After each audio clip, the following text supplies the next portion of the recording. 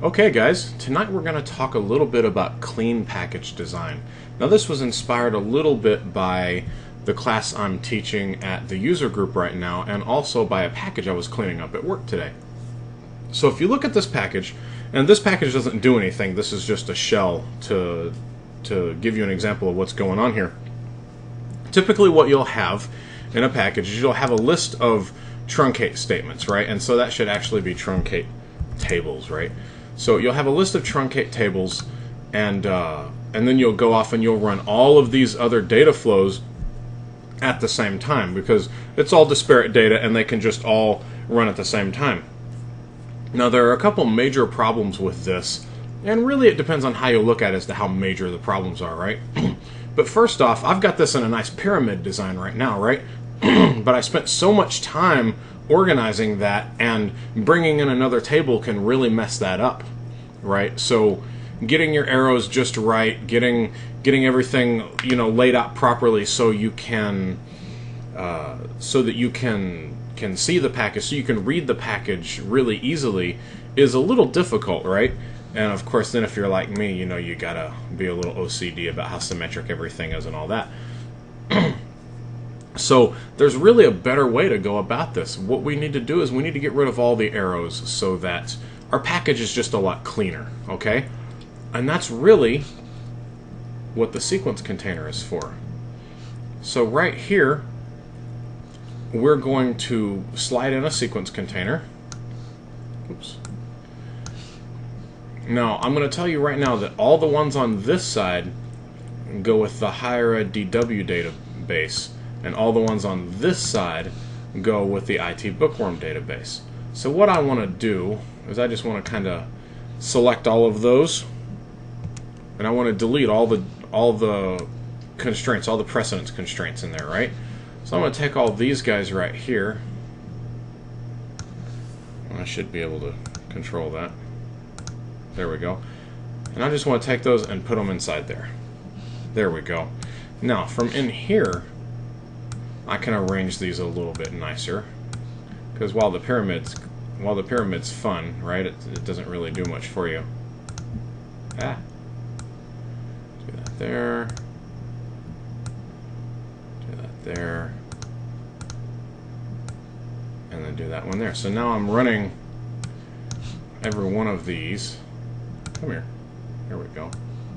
Make that a little bit smaller. There we go. So I'm still running every one of these at the same time. The precedence, the sequence container doesn't do anything to that, right? They're still all running at the same time. Now I'm going to do the same thing again for the other side. I'll put that right there.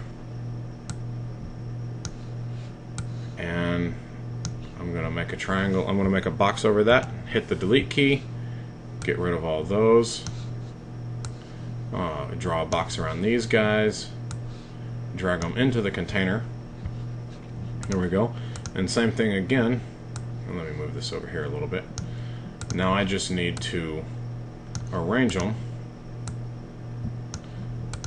because again, that's fine, but the box is a little too big, right? Got that. And we got that. There we go. Make this a little bit smaller. And perfect. Now I've got the same thing I did before. All the packages are gonna, all those data flows are gonna run at the same time. Only now I've only got 2 arrows to contend with, right?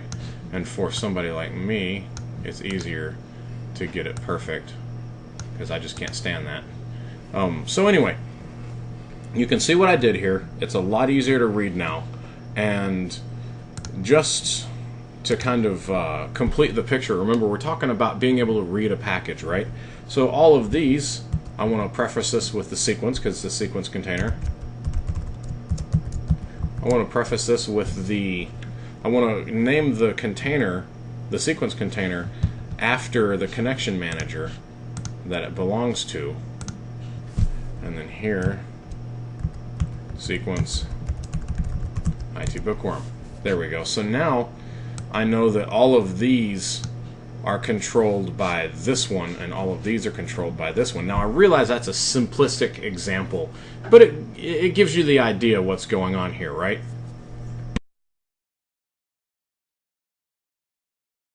So, you know, we've got a cleaner package, and it still isn't perfect.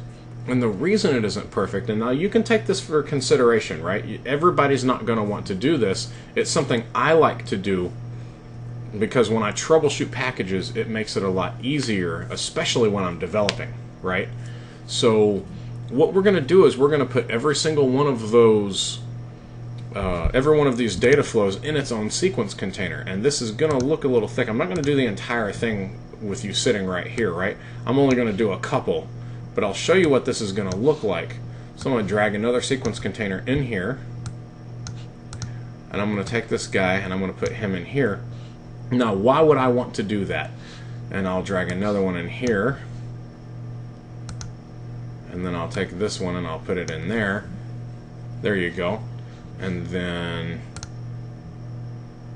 let me expand that a little bit. Let me drag another one right down here.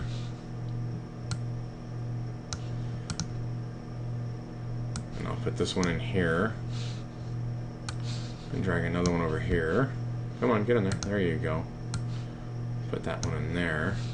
And then I might as well do the last one, huh? Put that there. And put that one in there.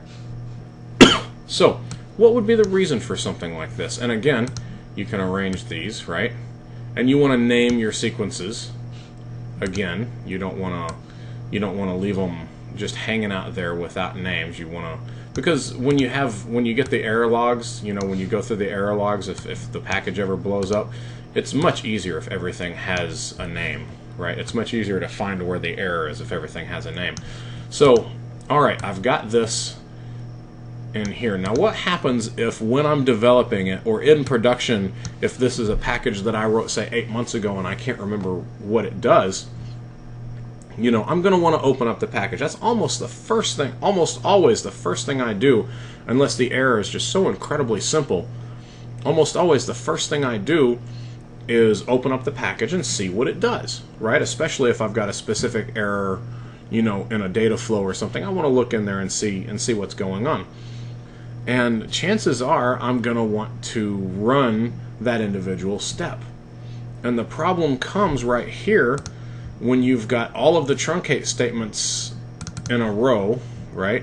Let's say, see right now this is just a dummy, this is just dummy, but let's say it said truncate table 1,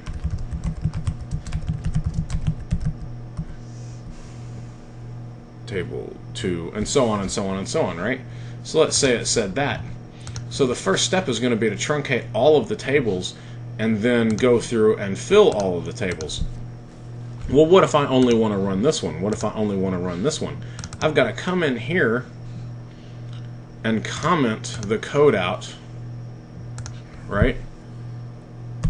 There we go. I've got to comment that code out in order to only truncate the one I'm interested in. Or, you know, and if there are, you know, 20 of these in here, then that's going to get a little difficult, right? So, let me see, where's my end? There we go. I'm going to take that out of there. And I'm going to do this instead. I'm going to say execute SQL, and I'm going to put that in here.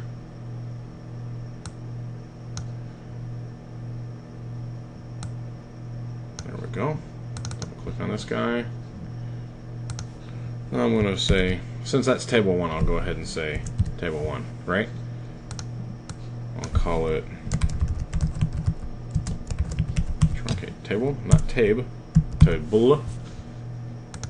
That in there like that. Let me expand this a little bit. Come on. There we go.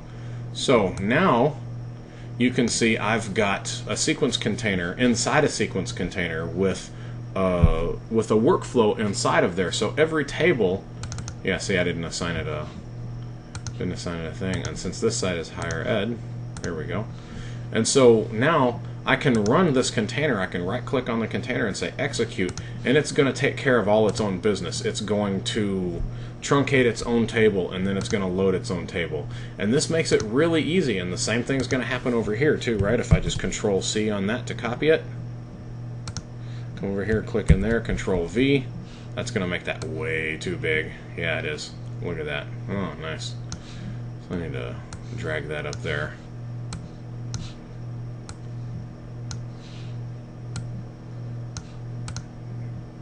Let's see if I can't manage this a little bit here.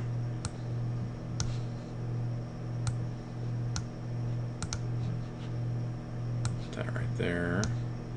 Get this container off of there.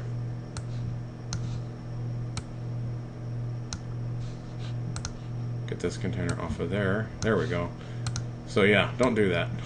Don't cut and paste. It's a lot easier to add your own, to just go ahead and add another SQL task. So now I've got table 2 here, so I'll come in here and make that table 2, right? And you get the idea.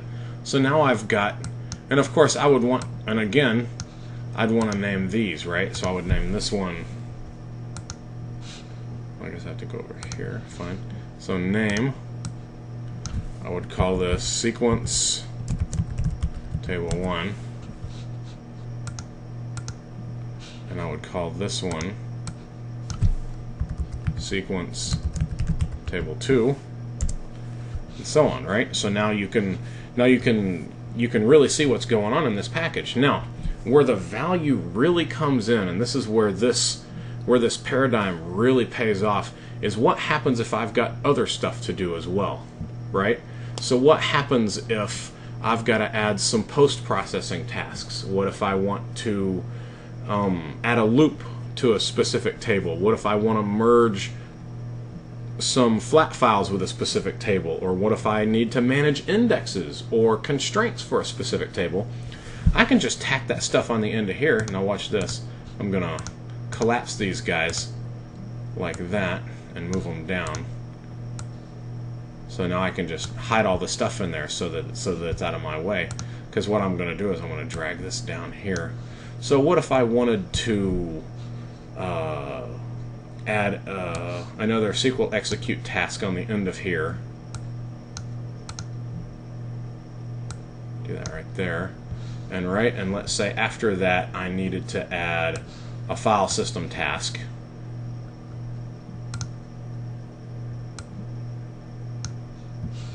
And so on and so on, right? So now for this one table, I've got this set of operations, and like I said, maybe I need to add a for each loop, or a message queue task, or FTP, something. Maybe I need to do something to it. Maybe I need to add a couple more data flows to it because I need to merge data from other tables. Maybe that wasn't a requirement when I first built my package. So you see, being able to add something to a specific table's data flow by putting it in a sequence container gives you a lot of power, because I added all this stuff without touching the rest of the package, right?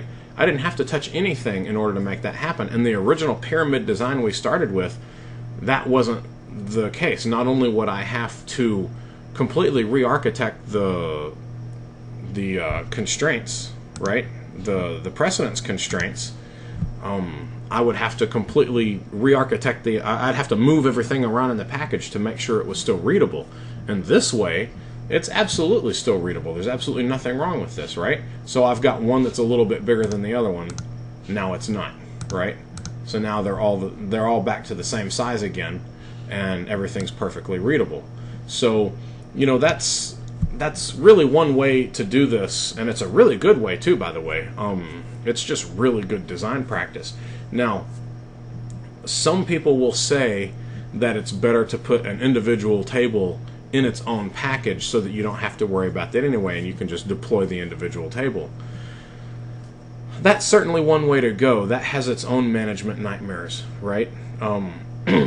There's really something to be said for having a data load controlled by a single package.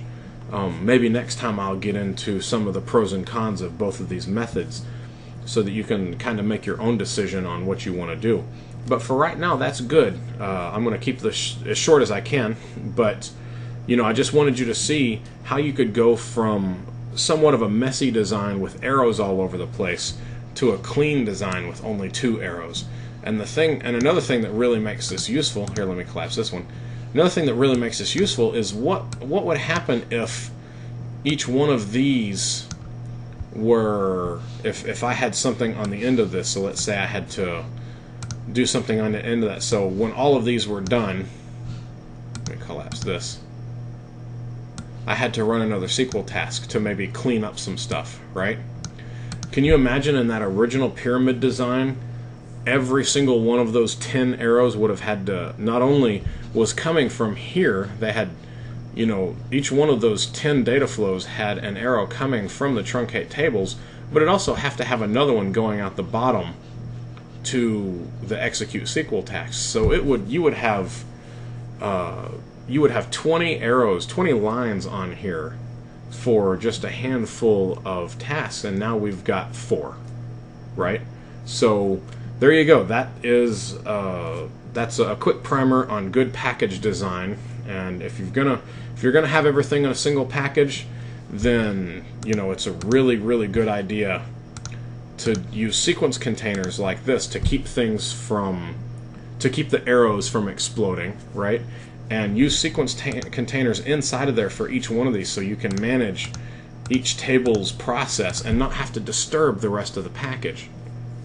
I had something else on that real quick, and my mind just went blank. So I guess I'll go ahead and stop it. Anyway, take care.